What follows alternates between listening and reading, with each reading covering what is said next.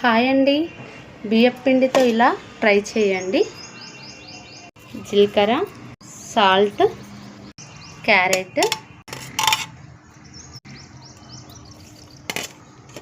కరివేపాకు, చిన్నగా కట్ చేసుకున్న ఆనియన్స్, వీటిని అన్నిటినీ ఇలా కలుపుకోవాలండి. కలిపిన తర్వాత దీనికి సరిపడా వాటర్ పోసుకోవాలి. వాటర్ పోసిన తర్వాత కలుపుకోవాలండి.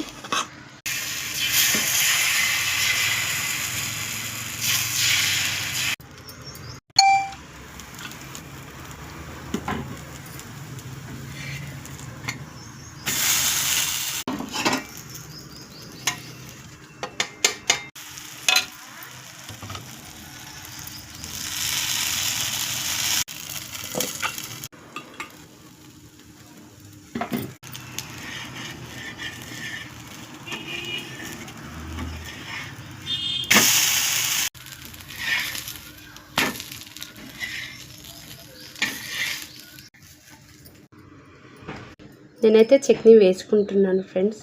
ఒకసారి ట్రై చేయండి, షేర్ చేయండి, సబ్స్క్రైబ్ చేయండి, కామెంట్ చేయండి.